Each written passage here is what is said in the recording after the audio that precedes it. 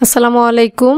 সাফা মারওয়া চ্যানেলে আপনাদের সবাইকে স্বাগতম। আবারও চলে আসলাম নতুন আরো একটি মজাদার রেসিপি নিয়ে। আমার আজকের রেসিপি হচ্ছে বড়ইয়ের টক ঝাল মিষ্টি আচার। শুকনা বড়ই দিয়ে কিভাবে এই টক ঝাল মিষ্টি আচারটা খুব সহজে তৈরি করা যায় সেই রেসিপিটা আপনাদের সাথে শেয়ার করব। আর এই বড়ইয়ের আচারটা কিন্তু তৈরি করা একদমই সহজ। আর কিভাবে এই আচারটা বানালে দীর্ঘদিন পর্যন্ত সংরক্ষণ করে খাওয়া যায় এই রেসিপিটা আপনাদেরকে দেখিয়ে দিব।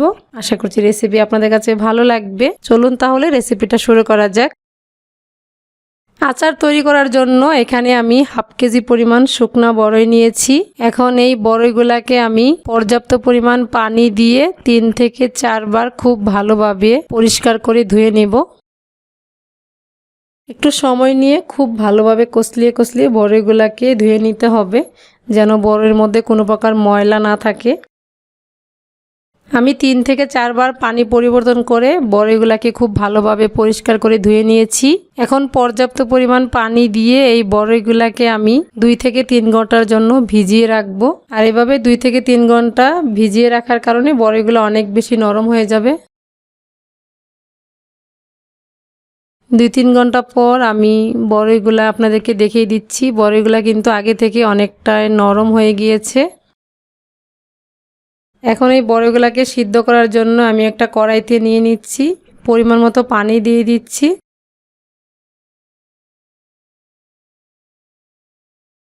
আর এখন দিয়ে দিচ্ছি 1 চামচ পরিমাণ লবণ।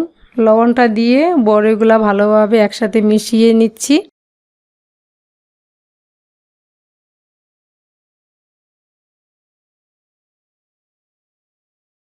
ঢাকনা দিয়ে ডেকে বড়ইগুলাকে ভালোভাবে সিদ্ধ করে নিতে হবে।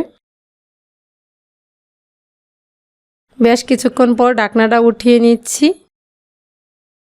এভাবে একটু উল্টিয়ে পাল্টিয়ে নেড়ে চেড়ে আবারও ঢাকনা দিয়ে ডেকে রেখে দিব।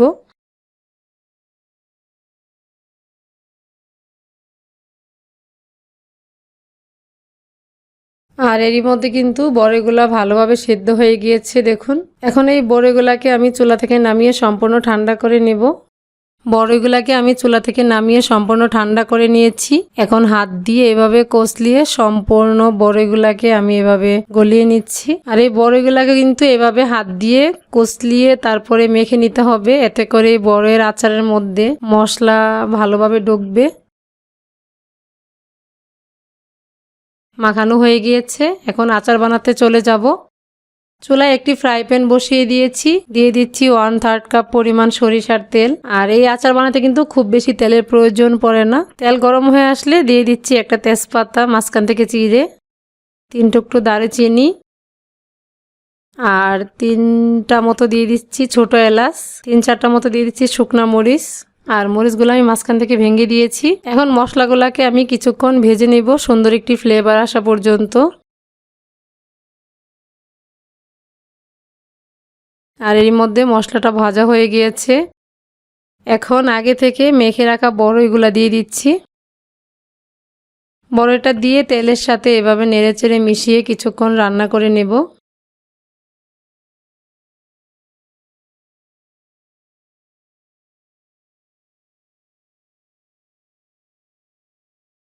বেশ কিছুক্ষণ আমি জাল করে নিয়েছি। এখন দিয়ে দিচ্ছি চিনি। প্রথমে এখানে আমি 1 কাপ পরিমাণ চিনি দিয়ে দিচ্ছি। চিনিটা দিয়ে নেড়েচেড়ে বড়ইয়ের সাথে মিশিয়ে নিচ্ছি।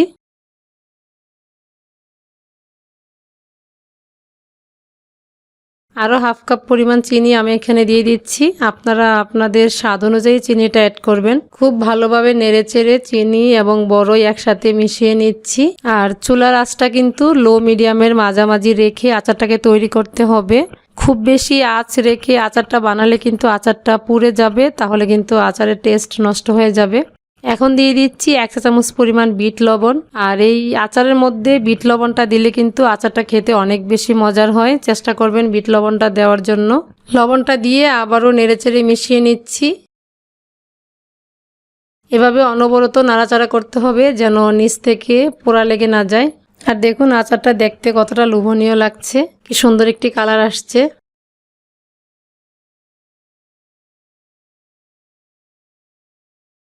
বেশ কিছুক্ষণ সময় নিয়ে আমি আচারটা জাল করে নিয়েছি।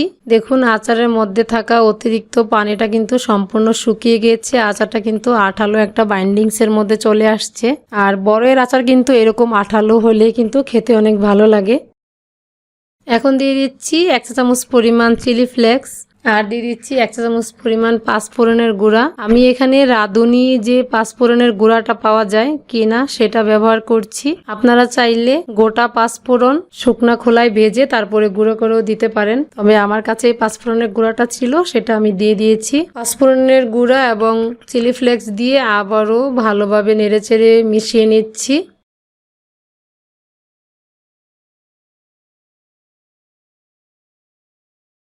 মেশানো হয়ে গিয়েছে আর এরই মধ্যে কিন্তু আমার আচার বানানো হয়ে গিয়েছে। দেখুন এরকম আঠালো আঠালো হয়ে গিয়েছে। আর এর থেকে বেশি জাল করলে কিন্তু আচারটা চুলা থেকে নামানোর পরে শক্ত হয়ে যাবে। এই পর্যায়ে কিন্তু আচারটা চুলা থেকে নামিয়ে নিতে হবে। এখন আমি আচারটা চুলা থেকে নামিয়ে আপনাদেরকে পরিবেশন করে দেখাচ্ছি। আচারটাকে আমি চুলা থেকে নামিয়ে সম্পূর্ণ ঠান্ডা করে নিয়েছি। এখন আপনাদেরকে পরিবেশন করে দেখাচ্ছি। দেখুন দেখতে কতটা লোভনীয় লাগছে, খেতেও কিন্তু অনেক বেশি মজার। আর এখন কিন্তু সারা বছর শুকনা বড়ই পাওয়া যায়। আপনারা চাইলে এই বড়ের আচারটা কিন্তু তৈরি করে সংরক্ষণ করে রেখে দিতে পারেন। আর এইভাবে আচারটা তৈরি করলে কিন্তু 1 বছর পর্যন্ত ভালো থাকবে। আশা করছি আমার আজকের সহজ এবং মজাদার বড়ের আচারের রেসিপিটা আপনাদের কাছে অনেক ভালো লেগেছে। যদি ভালো লেগে থাকে ভিডিওতে একটি লাইক দিবেন। আর এইরকম নিত্য নতুন মজার মজার রেসিপি পেতে আমাদের চ্যানেলটা সাবস্ক্রাইব করবেন। যারা ফেসবুক থেকে দেখছেন আমাদের ফেসবুক পেজটা ফলো করবেন। পরবর্তী ভিডিও দেখার আমন্ত্রণ জানিয়ে আজকের মতো এখানে বিদায় নিচ্ছি। সবাই অনেক ভালো থাকবেন, সাফা মারওয়া চ্যানেলের সাথে থাকবেন। আল্লাহ হাফেজ।